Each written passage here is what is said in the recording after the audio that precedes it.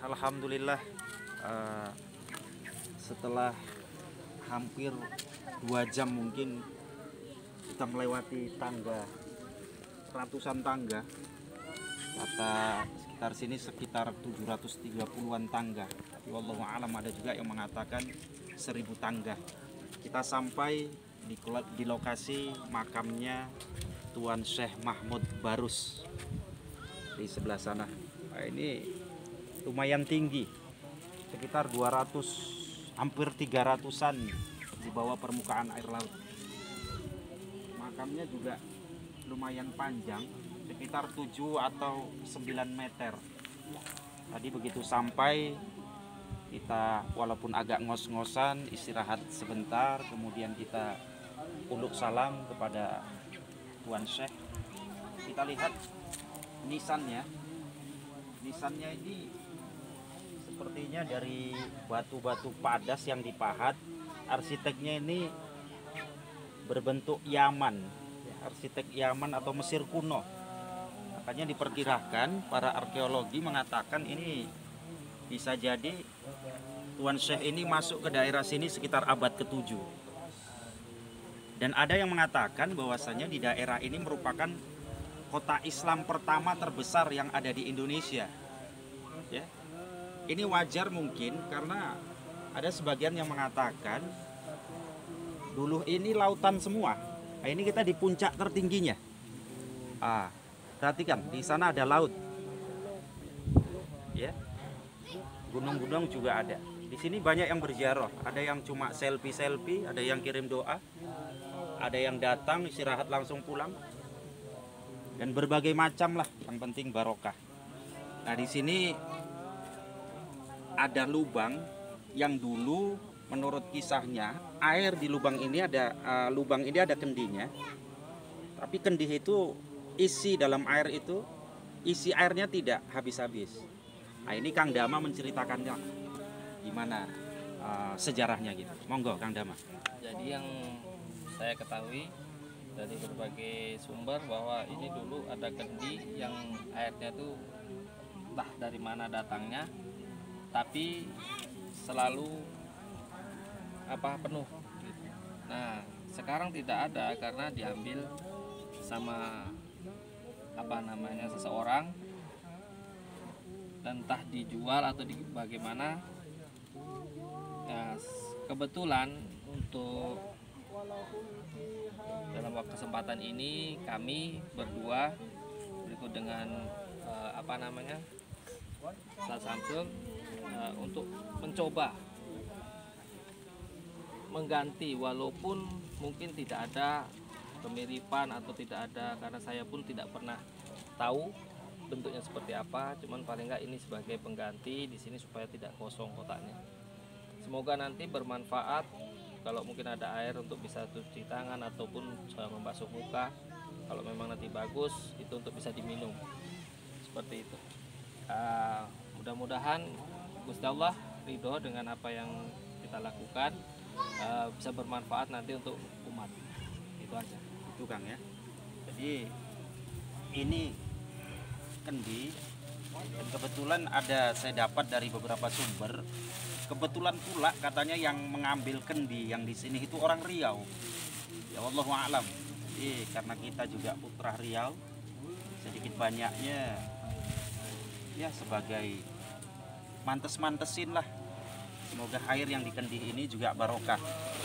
Air ini sengaja kami dapatkan dari beberapa sumber yang insya Allah juga sudah didoakan oleh ribuan orang di majelis zikir Manaqib Syekh Abdul Qadir Jilani, dicampur lagi dengan air-air barokah lainnya, dan ada beberapa liter air jam-jam yang dimasukkan ke kendi ini. Ya. Jadi kalau panjenengan berada di Tapanuli Tengah Kang ya, Tapanuli Tengah, silakan panjenengan sempatkan untuk sowan ke tempat Tuan Syekh Barus. Ya. Nggih Bu, diunjuk mboten napa-napa. Nggih, mangke diunjuk mboten napa-napa. Nah, ini ada ibu-ibu juga ziarah. Nanti kita akan tanya-tanya kepada beliau dari mana. Ya. Dari mana Bu? Ibu saking pundi? Podong Sidempuan nggih. Kula saking Bagan Batu. Nggih. Nggih. Ibu ini dari Padang Sidempuan sekitar 7 jam, Bu.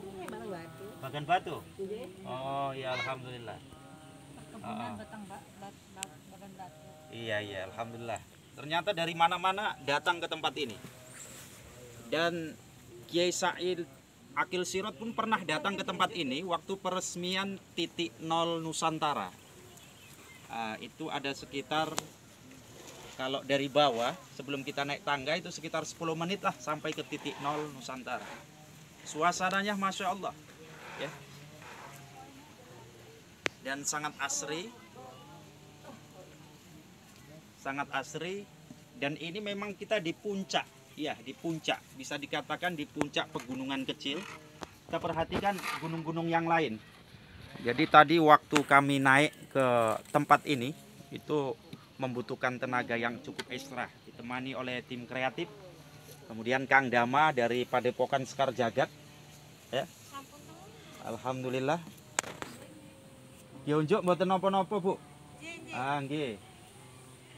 Tim beto teng griya pun mboten napa-napa. Lokasinya juga nggih. Lokasinya juga enggak terlalu lebar ya.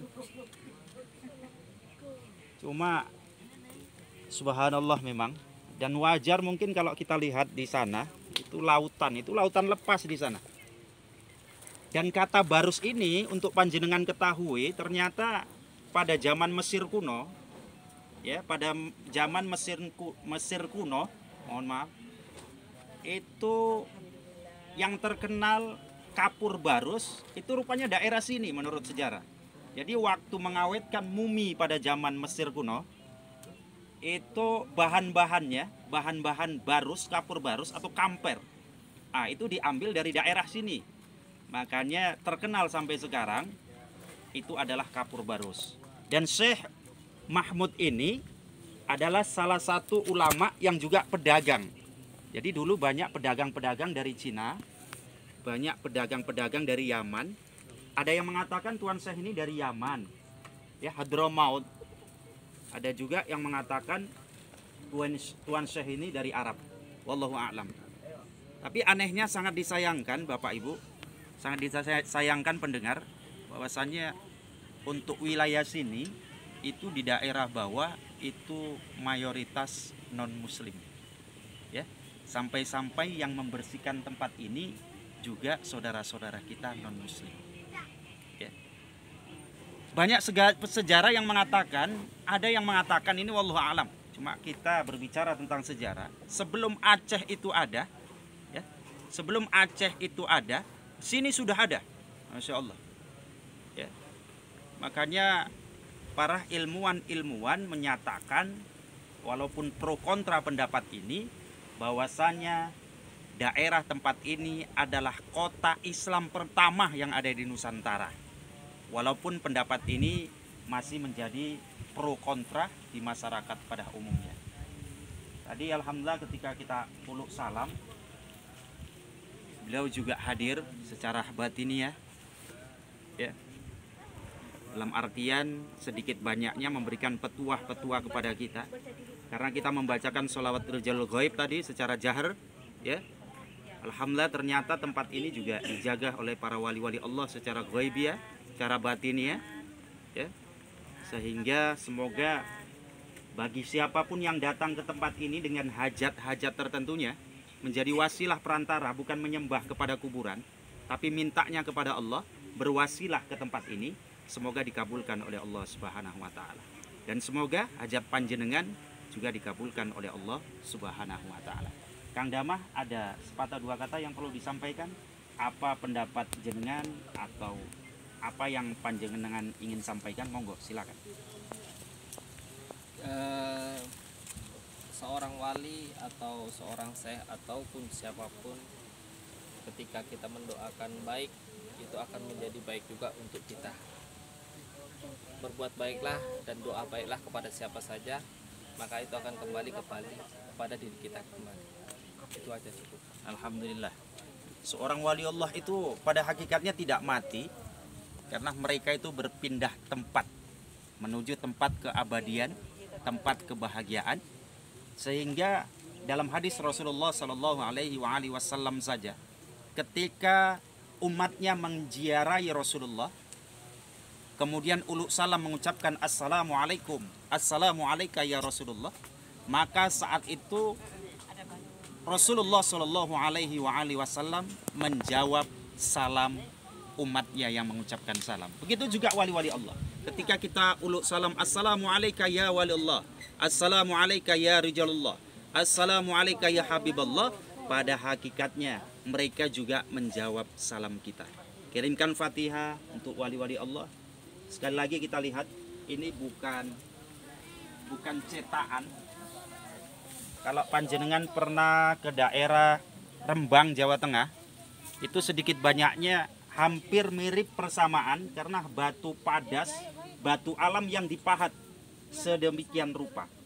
Bukan cor-coran, bukan cetakan, tapi batu alam yang memang benar-benar dipahat dengan keahlian tertentu. Panjenengan bisa samakan di tempat arkeolog yang mungkin masuk ke dalam situs purbakala. Ibu saking Padang Sidempuan? Nggih. Saking mriki pinten jam, Bu? Karena rusak montore. Oh, rusak rontore. Mogok wau mriku. Kali jam nggih. Oh, kali jam nggih. Tekan kene. Masya Allah. Sering, Bu, teng mriki? Aku 3 kali. 3 kali, Masya Allah. Kulo nembe sepisan. Padahal dari dasar tangga pertama sampai di sini itu membutuhkan perjuangan fisik yang ekstra. Kalau tidak semangat itu akan mundur di tengah jalan. Tapi ibu-ibunya sudah ada yang 3 kali datang ke tempat ini. Semoga semakin didekatkan oleh Allah kepada Allah Subhanahu wa taala. Hajati kabul berkah Tuan Syekh Mahmud Barus ini. Itu saja mungkin kali ini yang dapat saya sampaikan. Nanti kita akan lanjutkan ke pemakaman lainnya. Itu ada ndak pala jauh dari sini, pemakaman Mahligai. Insya Allah nanti akan kita buka. Dan semoga ada hikmah tersendiri dari ziarah kita saat ini. Mas. Terima kasih.